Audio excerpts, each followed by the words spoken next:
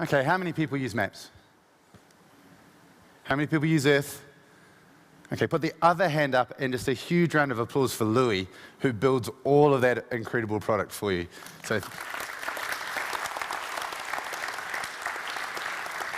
it's actually one of the greatest privileges to be, part of this business in Google, is to have these incredible guys who come down. Louis runs all of the engineering teams that build this phenomenal product. So all of those innovations that he talked about, all the things you're going to see today about what's coming and what's recently been delivered, that's all underneath the engineering teams that he runs. We've got some of our global product managers here, and so it's a real delight to have those guys here and part of this Australian event for us. My name's Richard Suhr. Somewhere between this very bad cough and my very poor New Zealand accent, you may lose track of me over the next 10 or 15 minutes, but we'll try and keep it on track. What I want to talk to you about today is there's been a little quiet revolution happening.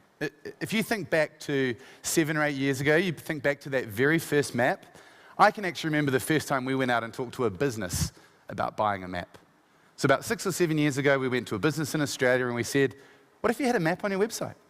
They looked at me like I was crazy. Why would I do that? Well, then you could see where your stores were. I'm like, well, what would the customer do then? Well, they could find the store. It might be like a little marker and maybe some directions.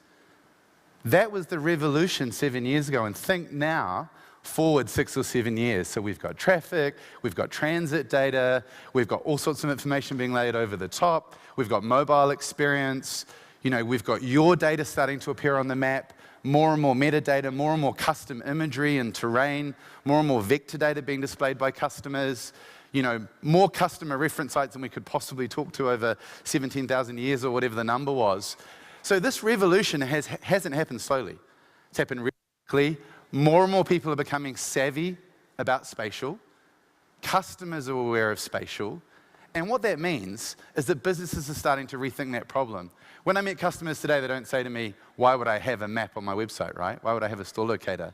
That's a given. That's just hygiene if you want to be part of the online community. What people are now doing is saying, what are all the other exciting things I could do with maps? What else can I do with my business data? And so we're out there looking for the visionaries now. We're looking for the people that can take this unbelievable consumer revolution and figure out how to create the same experience as part of their enterprise. So in my business, in the enterprise business, we talk about working the way you live. So why should all this wonderful technology you have in your consumer life be so different when you get to work?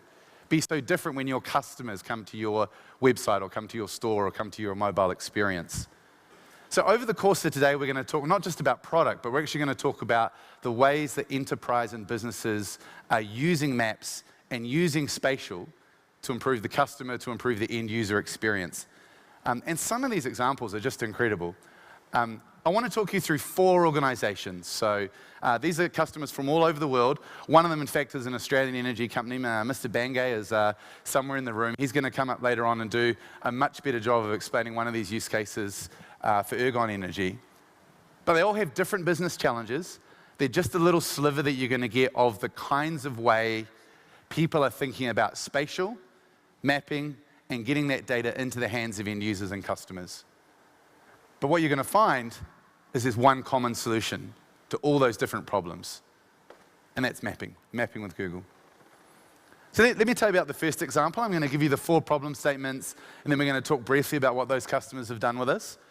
This is a really cool company in New York, City 24/7. They basically had an idea that they would take a whole bunch of rundown, unused bus shelters, put digital screens in there, and make them, highly relevant around uber local data for end users in New York. So how do you do that? How do you turn a bus shelter into a knowledge center for a New York citizen or a New York tourist? So that was problem statement 1. This wasn't a put my store on the website. This is one of my favorite use cases, and I say I won't try and steal all of James's thunder in the next 10 minutes, but we've been privileged to be part of some of the most innovative mapping use cases, some of the best mapping solutions here in Australia, and so none least of which is Ergon Energy. So Ergon Energy has a problem which is not unique to the energy sector, actually not unique to lots of different industries, vegetation management, trying to manage one of the world's I may get this wrong, James, so feel free to correct me when you come up. One of the world's largest utility networks in the world in terms of linear kilometers, trying to manage that, trying to prevent intrusion, trying to manage the tens of millions of dollars they spend every year on vegetation management. So that was their problem statement. So we're going to talk about how they went about thinking about working with Google to do that. I'll get this round the wrong way, and I shouldn't, because my wife's English, so she'll kill me, and she's actually from this part of town, from Surrey in East Sussex. This is the Water Development Agency down there. You know, their problem statement was we have thousands and thousands of people out on the road doing maintenance, trying to take care of our infrastructure, trying to take care of our plant. How do we get the right information in their hands when they're on the road? You know, doesn't sound like a difficult problem statement, but how do you get all that core information inside your business, not just maps, information about plant type, about why that washer's broken, why it's corroded, when was the last time it was replaced? How do you get all that into the hands of the right team at the right time to get them to the right location to fix that so we can get water back up and running for those residents? And then finally, a use case, it wouldn't be a Google presentation without a US use case. So a use case from the US Red Cross. This is actually a really cool video we'll show you in a little bit. Just talking again about an organization that is geographically dispersed, lots of volunteers, lots of citizen engagement issues. You know, when something happens, it tends to happen without a lot of warning for the Red Cross. So how do they then engage their staff, their stakeholders, their volunteers, the people that are affected, and again, how they get all that good information in the organization out to them? They used a map. More specifically, they used a Google map. So let's go through and talk about some of those use cases. You know, I think the underlying challenge for the enterprise these days in spatial is there's just an unbelievable amount of information. Here's a newsflash. Even the reporters in the room, feel free to take this down. There's not going to be less information tomorrow. You know, there will be more. It just keeps growing. You know, and every time I talk to customers, the problem statement is the same. You know, we're investing, we're building data centers, we're trying to build infrastructure, servers, warehouses, trying to get a hold of that data, trying to do something with it. You know, that's not actually my job. You know, my company's role is not to build data centers, to build warehouses, to try and take that data and manage it. We're meant to be delivering product or delivering services or enabling citizens. So no different to the rest of the enterprise problem statement. In the spatial world, how do you take all of that morass of information and make it available to staff and consumers? It's not easy to organize. And I think what's finally happening is there's a dawning realization that not all data exists in lists, right? Some data is just so much easier to visualize in the context of spatial. We're going to talk through a couple of examples, but if you want to see location information, it makes sense to show it on a map. But I don't want to have to start the old-fashioned enterprise way. I don't want to have to start by buying a server, building a data warehouse, putting all the information in there, building maps, you know, scaling up my network myself. So the other thing that goes with that, you know, the corollary is, once I've actually got all of my data and tried to understand it, tried to make it accessible, how do I make it mobile? How do I get it out there? You know, the single biggest trend that customers talk to me about at the moment as I go around the region is how do I make this mobile? You know, I may have I got to be careful now. I may offend some people in the room. How many GIS people are there in the room? Okay, you guys should probably not listen. You won't like the next bit. You know, in the old days, it was very, very hard. High capital cost, intensely difficult, you know, complex systems. The only way you could ever really visualize this stuff on a map was to build it in-house. Build it on a system. Maybe at the end of that process, you could give someone some access to it. You know, you could maybe print off a map for them. That's not what the business wants, right? They want the information right now, anywhere on any device. So these are the problem statements that businesses are dealing with. The number one request I get from the CEO, not from the head of the GIS division, is, you know, how do I get it out?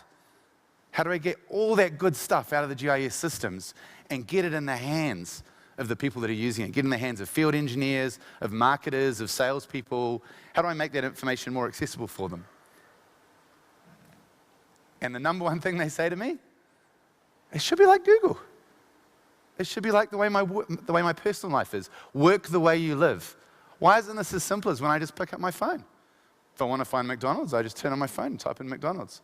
Yeah, but it's not like that, sir. You know, it doesn't work that way. There's all sorts of issues around the data we collect and making sure that it's authoritative and that we don't risk lives. But in essence, this is the problem statement that businesses are trying to solve. Make that spatial information accessible, make it easy to get to, and make it available all the time on just about any device. So that concept of work the way you live, let's come back and think about what is happening in the consumer world. All of those end customers, all of those employees in your organizations, they're all experiencing that same revolution, right? They're all finding more and more data. They can do a tour of an art gallery, they can go find information on their phone, they can reference it in a map, they can find just about any information. I mean, one of the really big trends you're seeing in the consumer world is maps are becoming more and more social, more and more community driven. So there's more and more reference data around the map. People don't just go to the map now to find the location. They go to find all the other metadata and related information about that query as well. And so the enterprise should be no different. The enterprise should be the same. If I want to go and find that transformer, I should be able to find it on a map, but then find all the related information around it as well. If I want to find a store, I should be able to find all the opening hours and find what inventory's there and find when it's going to be, have an expert there that's going to be able to address my query.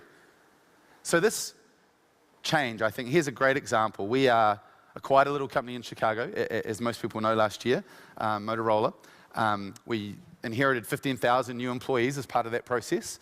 And one of the perks in being in Google is that in most cities that we're in, major cities, not in Wellington, we don't have a bus service in Wellington, but in most major cities, there's a series of Google shuttles that pick people up from their home and take them to work. So I'm not sure if people know what this is. This is actually a little bit of an endangered species. This is a thing called a spreadsheet. So look at it now. Won't be around for much longer. You might have seen the press today. Australia's biggest employer just got rid of their spreadsheets. Most companies are following, but believe me, there was a time when everyone used spreadsheets, and one of the ways to solve this problem would have been to take all the information about the user, all the information about their locations, all their addresses, put it in the spreadsheet, do some crunching, try and figure out a route. Where should the bus go? What do you mean somebody wants to move house, they can't move house, I'm still figuring it out. That's the normal enterprise approach, right, to trying to figure out a complex set of data and a complex set of location issues. So here's what we did at Google. At Google, we take that normally what takes weeks and weeks of data analysis. We overlaid all that information on a map and said, let's look where all the people are. That might give us a clue as to where we should run our shuttles. And so this, I think, this dawning realization in the business, not just in spatial teams, across all teams is a sense that spatial information and spatial analytics is the way to think about business problems, right? So this is a really simple example of a much cleaner, simpler way to solve a problem using mapping. And it's a very simple example, but we're seeing it across a whole range of different areas. So we're seeing it across customer engagement, whether it's part of your online experience, we're seeing it as part of decision making. So providing information to teams around routing and availability and location so that they can get the right assets and the right people to the right places. Assets and people we're going to talk about in a little bit. And then just building amazing apps, building amazing experiences so that you can work the way you live. So you can have that beautiful consumer experience, simple, intuitive, fast, in an enterprise context as well. So let's go back to some of our examples. So City 24/7, the guys with the bus shelters and the electronic billboards, what they want is they want as much information as they can about the location. They want as much local information and local context so people can see shows, restaurants, places of interest, other things they can do in and around that location. And so the solution for them was to use Google Places. So Google now has, I think, over 1 million place marks, 1 million different businesses which are listed as part of Google Places. I'm checking with the product manager, he's nodding, so that sounds like that's an up-to-date number. The other product manager is shaking his head, but he's just trying to throw me, so don't worry about that. 1 million different places, all online, all in the cloud, all accessible to the end user. So just walk up to the bus shelter, type in the query, find that information real time, right? Think about that paradigm. Think about all of Google's compute sitting in the cloud, driving those results, real time, instantaneously in that bus shelter. And think about the horrible old world that most of enterprise lives in, right? Think about trying to build the data warehouse, get all the data organized, run the query. Sure, I'll get that data out to you in a couple of weeks' time when I finish the query, right? Not what the end user wants when they're going to go buy tickets to a show on Broadway. So that's a quote there. I'll let you guys read through that from Tom. But for places, local context, community, relevance around those local points of interest, that was the answer for these guys at City 24/7. Let me tell you a little bit about our next customer. We're going to have a longer presentation from James from Ergon. But if you think about the problem that Ergon was trying to solve, it's actually a long way beyond ambitious. So in the first part, they're trying to solve the problem of how do I deal with vegetation management? How do I deal with the intrusion inside my network? And how do I be more efficient at cutting all of those trees? If that was all they were trying to do, then that would have been a pretty grand ambition from Rome's, which is the company which does all this work, and Ergon, the customer. What they're actually trying to do is they're actually trying to go a step further. They're actually trying to predict what can we learn from today about the way that network is going to behave and the way that vegetation is going to be managed in the future. So can we start to build a predictive model where instead of just knowing how we cut today, how we might plan to cut for tomorrow? So think about the way that you use mapping for all of those different parts of the problem statement, right? First of all, what they've done is they've flown their own custom imagery, ingested that into Google's platform, taken all of the terrain vector imagery, built an entire 3D model of all of their 150,000 kilometers, I think, is the size of the network, of everything to do with their line network, and then built their own model. And then inside that, using all of the LiDAR data that they've ingested, building their 3D models, they can actually see precisely where there's a risk that vegetation needs to be managed. All from a desktop or from a mobile device or from anywhere through the browser. Think about the old world. The old world is send out crew after crew every linear kilometer of that network to check whether or not it needs to be cut. And think about that cost, right? And think about that across a host of infrastructure services, whether that be rail, whether that be mining, whether that be telco. Think about the inefficiency of sending people out to go and visualize and check things. And you know what happens, right? I get in my car, I go out, I check, I get there. That's not the problem you told me that you had. I don't have the right crew, I don't have the right tools, I don't have the right sources to fix that today. Bummer that it took me 12 hours to drive here. Guess I'd better stop, go back, let people know that it needs to be updated, go back the next day, get the right crew, get the right tools, the right resources, and go back out. As opposed to collecting that information automatically, pulling it in, sitting down and being able to analyze it and get to the right problem statement before sending people out to do the work. Then think about rolling forward. Every time you capture that data, you learn a little bit more, and you can build a slightly better predictive model of the way that network's going to behave, the way that you might want to think about this next year and the year after. And that translates to tens and millions of dollars of savings in terms of both managing the network and optimizing those people.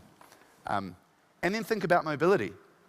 For anybody who's in those infrastructure utility spaces, for anybody who has workforces that are deployed outside of urban centers, think about what happens when you connect and you don't connect.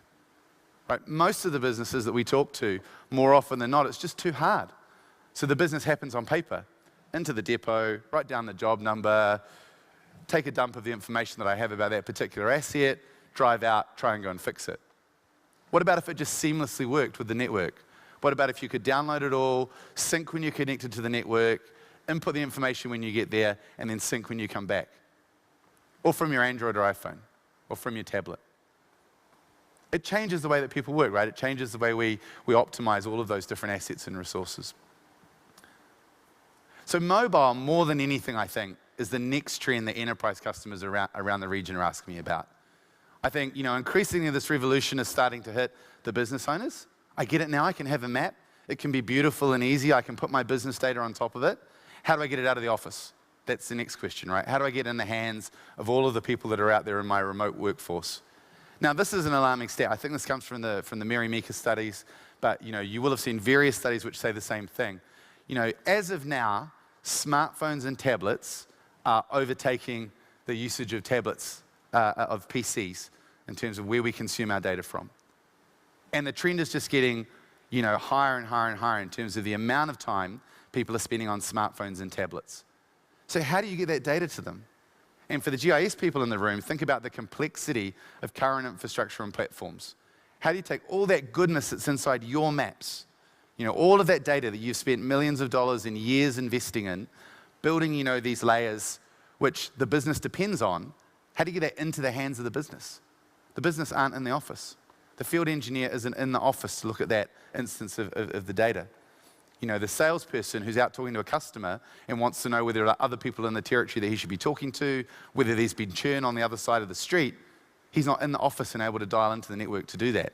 So how do you get that into this mobile context? So late last year or early last year, we launched a product called Coordinate. This is Google's, example of the way you build applications in this mobile context. So not only does it let you see and track people as to where they are, to dispatch jobs to them, but now what you can do is you can put your own data on top of there as well. So we're going to talk about East Surrey and Sudden Water. If they want to see their information about their lines, their infrastructure, sitting in Coordinate and then dispatch jobs to the end user, they can do that as well. We get it in the enterprise. We get that Google is not always the only source of data, or Google's not the most authoritative source of data. It's not the right source of data. So why not put your information, put your terrain, your imagery, put that inside Google Maps engine, inside Google's platform, but then get all the benefit that comes with this beautiful work the way you live concept, right? Get the benefit of instant usability, 1 billion people who have been using these applications and testing them from a user experience. I think the single biggest benefit when you talk to the guys in the UK is they'll say, this is just the easiest adoption process we've ever had. Zero change management, right? Be careful of demons who say zero change management, right? But when we asked them, we said, what kind of training program did you put in place? They said, you don't have to train the team how to use Google Maps, right? The single biggest benefit to the end user is people know how to use these tools. They're beautiful and they're easy and they're fast, just like they are in their consumer life. So for the guys in the water development agency, this was about saying, I want to take jobs, information, send it to my end user, and do it in a way that they'll understand on their tablet, on their mobile phone. And so that Coordinate application not only lets them send all the data out, it lets them track where those people are, come back and input information about the jobs, and track that over time as well. And look, I think if there's one overriding benefit for your end users, it's that familiarity and usability. That lots of these solutions exist. One thing that's been clear to me over the last 3 or 4 years as I've spent more time in the geospatial community is none of this is new. The revelation here is we're not saying you can't do this. We're not saying people haven't spent lots of time and effort to build solutions that will enable the same outcome. But increasingly, business stakeholders, customers say to me, we want it to be easy. We want it to be fast, and we want all the innovation that we see every day from the consumer side that Louis was talking about to come through quickly into our business as well. Why shouldn't I have Street View in an enterprise context as well? Why shouldn't I be able to see the traffic data? Why shouldn't I be able to get those other layers? So I think Google Maps for Business, the enterprise stories that you're going to hear about today, these are examples of where you can fuse together your data, your information, together with Google's beautiful user experience. But look, I think they're just 4 great examples of customer stories. We're going to hear 3 or 4 local stories here today. We're going to hear a lot more about Ergon, which is, I say, one of the most amazing and innovative customers we've had for a very long time in geo and in enterprise. But just over the course of today, and I won't go through these, but just start thinking about how this relates to your business problem statement. Every business that I talk to has a different set of data that they want to liberate and unlock with mapping. And the answer, of course, is it's easy now with Google Maps. It's easy to take that data and put it in the hands of end users in a way that's easy, fast, and intuitive to use. The question for all of you is to think about which of those data problems do I want to solve? Which of those pieces of information am I trying to get into the hands of my workforce or my customer?